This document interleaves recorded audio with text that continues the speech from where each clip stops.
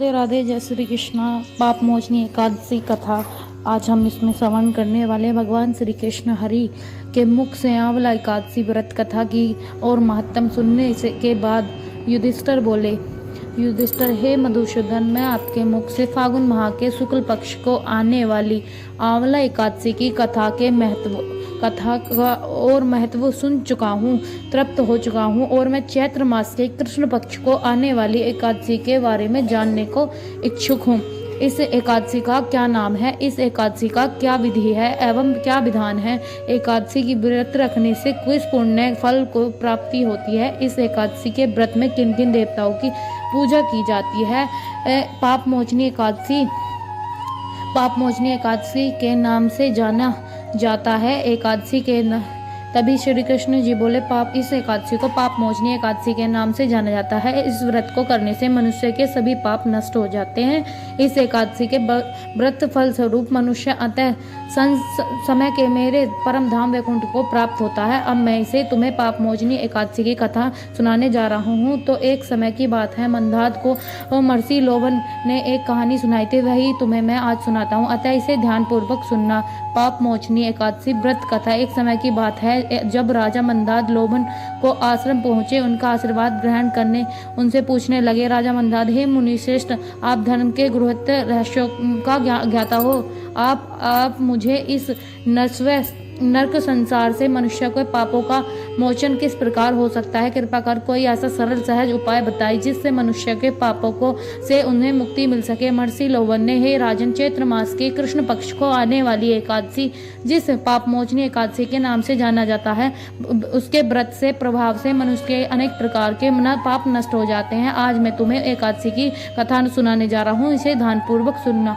प्राचीन समय में चैत्ररथ नामक एक वन हुआ करता था। उसमें देवलोक की अप्सराएं किन्नरों के साथ विहार करा करती थी। इस वन में खासियत यह थी कि सदैव बसंत का मौसम रहा करता था, अतः यहाँ विभिन्न प्रकार के सुगंधित पुष्प हमेशा खिला करते थे। कभी गंधर्व कन्याएं यहाँ विहार किया करती, तो कभी देवेंद्र अपने अन्य देवताओं के साथ यहाँ क्रीड़ा करने आया करते थे। उसी वन में एक मेधावी नामक एक ऋषि भी थे, जो सदैव अपनी तपस्या में लीन रहा करते थे। वे परम सिद्ध भक्त थे।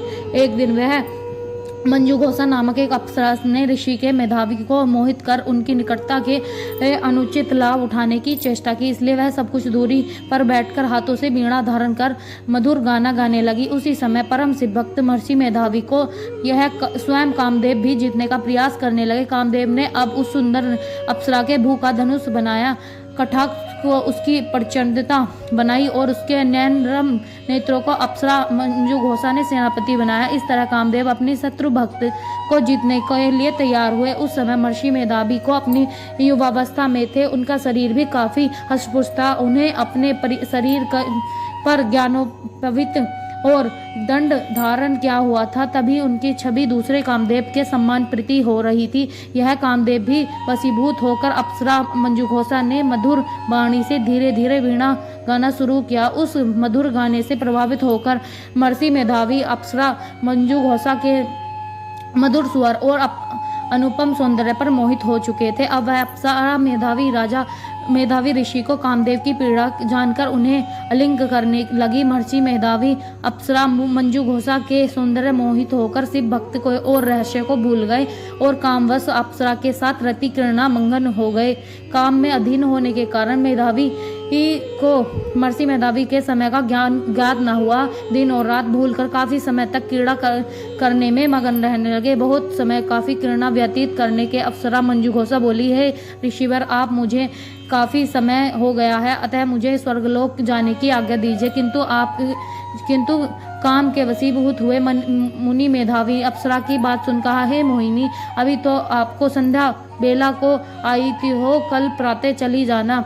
महर्षि के ऐसे वचन सुनकर अप्सरा उनके फिर से रमन करने लगी। इसी प्रकार देखते देखते उन्हें बहुत समय व्यतीत कर लिया था। बहुत समय बीत जाने के बाद एक दिन फिर अप्सरा मंजुघोषा ने महर्षि से कहा, हे मुनिश्रेष्ठ, अभी बहुत समय बीत चुका है और वह पुनः मुझे स्वर्गलोक जाने की आज्ञा दीजिए।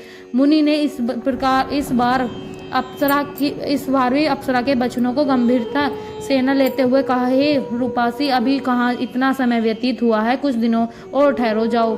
इस बार महर्षि की बात सुनकर अप्सरा ने कहा, हे मुनिवर, आपकी रात्रि तो बहुत लंबी है। आप स्वयं ही सोचिए कि आपके पास आए हुए मुझे कितना समय हो चुका है। क्या इससे अधिक समय तक मुझे यहाँ रुकना क्या उचित होगा? अप्सरा की यह बात सुन मुनि को अब समय का बोध होने लगा था। जब अब उन्होंने गंभीरता पूर्वक सोचा तो पता चला कि उन्हें इस अप्सरा के साथ रमण करते हुए कुल 57 वर्ष बीत चुके हैं। अब उन्हें वो अप्सरा काल के मुख में समान प्रतीत हो रही थी। इतना अधिक संभोग विलास के समय व्यतीत होने जाने के कारण अब उन्हें अप्सरा पर क्रोध आने लगा तथा वह अपनी भयंकर क्रोधाग्नि में जलते हुए उस तपनाश करने लगी। अप्सरा को भूकटी तानकर देखने लगे, भूख ऊपर चढ़ाकर देखने लगे। अधिक क्रोध के कारण उसने अंदर कांपने लगा, इंद्रियों बेकाबू होने लगी। क्रोधवश था स्वर में उन्होंने अपने अप्सरा से कहा, हे तपासनी, में तुझे तप को भंग करने की दुष्टता है, तू महापापनी है, तू दुराचारी है, तुझे पर धिक्कार है। जा तू, मैं तुझे श्राप देता हूँ कि तू विसाजनी का जीवन व्यतीत करेगी। मुनि द्वारा दिए गए श्राप के कारण अप्सरा विसाजनी बन गई। खुद को विसाजनी योनि में देखकर व्यथिक होकर मुनि से याचना करते हुए बोली, हे मुनिवर, मुझ पर दया कीजिए, मुझ पर दया कीजिए। अपना क्रोध त्याग कर मुझ पर प्रसन्न होकर मुझे इस श्राप को मुक्ति देने का उपाय बताइए। विद्वानों के कथा अनुसार साधुओं के साथ उस समय व्यतीत करने की अच्छी संगत का अच्छा फल प्राप्त होता है और मैंने तो आपके संग बहुत समय व्यतीत किया है। अतः आप शांत हो जाइए और मुझ पर प्रसन्न होकर मुझ पर इस श्राप की मुक्ति मिलाने का उपाय बताइए। अन्यथा लोग कहेंगे कि पुण्यात्मा महर्षि के साथ समय व्यतीत करने पर भी मंजुघोषा ने विसाजनी योनि प्राप्त हुई है। मंजुघोषा की कथन सुनकर अब महर्षि को अत्यंत ज्ञानी की अनुभूति होने लगी और उन्हें अब अपनी अपकीर्ति का भी भय होने लगा तथा विसाजनी बनी अप्सरा अब मंजुघोषा को ऋषि ने कहा, हे पापिनी, तेरी वजह से मेरी बहुत दुर्गति हुई है, किंतु फिर भी मैं तुझे जन कल्याण हेतु तुझसे इस श्राप से मुक्ति दिलवाने का उपाय बता रहा हूँ। अब के आने वाली चैत्र मास के कृष्ण पक्ष की एकादशी में, जिस विसाजनी एकादशी भी कहा जाता है, एकादशी के व्रत से तुझे तेरी इस विसाजनी योनि से मुक्ति प्राप्त होगी। ऐसा कहकर मुनि ने अप्सरा को इस व्रत को रखने का संपूर्ण विधि विधान बताया और अपने पाप का पश्चाताप करने के लिए वह अपने पिता चवन्य बन ऋषि के पास गए। चवन्य ऋषि के पास जाकर लज्जा के साथ सिर झुकाते हुए मेधावी ऋषि ने झुककर, पिताजी, मुझसे एक घोर पाप हो गया है। काम वासना में लीन होकर मैंने एक अप्सरा के साथ रमण किया है, अतः मेरे सारे तेज और तप को अर्जित किया हुआ सारा पुण्य संभव नष्ट हो गया है। कृपा कर मुझे कोई इसे पाप से मुक्ति दिलाने का उपाय बतलाइए। चवन्य ऋषि ने सारा वृत्तांत सुन कहा, हे पुत्र, निश्चित ही तुम घोर अपराध हुआ है, अतः अपराध से मुक्ति प्राप्त करने हेतु आने वाली चैत्र मास के कृष्ण पक्ष की एकादशी, जिसमें पाप मोचनी एकादशी भी कहा जाता है, उसका श्रद्धा और भक्ति पूर्व व्रत रखने तुम्हारे सारे पापों को नष्ट हो जाएंगे, तुम्हें मुक्ति प्राप्त होगी। अपने पिता चवन्य ऋषि के प्रश्न से मेधावी राजा ने श्रद्धा पूर्वक पाप मोचनी एकादशी का व्रत किया। इस व्रत के प्रभाव से मेधावी ऋषि के सारे पाप नष्ट हो गए। उधर मंजुघोषा अप्सरा ने भी पाप मोचनी एकादशी का विधि विधान पूर्वक व्रत अनुष्ठान किया था और उसके इस व्रत के प्रभाव से अपनी विसाजनी योनि से मुक्ति पाई और वह इसी साथ उसके पुनः अपने सुंदर देह प्राप्त हो गए, स्वर्गलोक की ओर चली गई। और लोमन ऋषि ने कहा, हे राजन, इस पतित पावनी एक पाप मोचनी एकादशी व्रत रखने के समस्त पापों का नाश हो जाता है। जो भी मनुष्य इस पाप मोचनी एकादशी का श्रद्धा पूर्वक श्रवण करेगा या पठन करेगा, उसे सहस्त्र गोदान का फल, 100 गोदान का फल प्राप्त होगा। इस व्रत को करने से ब्रह्म हत्या करने वाले, मद्यपान करने वाले, स्वर्ण चुराने वाले, हत्या करने वाले, मद्यपान करने वाले, स्वर्ण चुराने वाले, जटिल महापाप करने वाले भी मनुष्य को पापों को नष्ट हो जाते हैं, अतः स्वर्गलोक को प्राप्त करता है।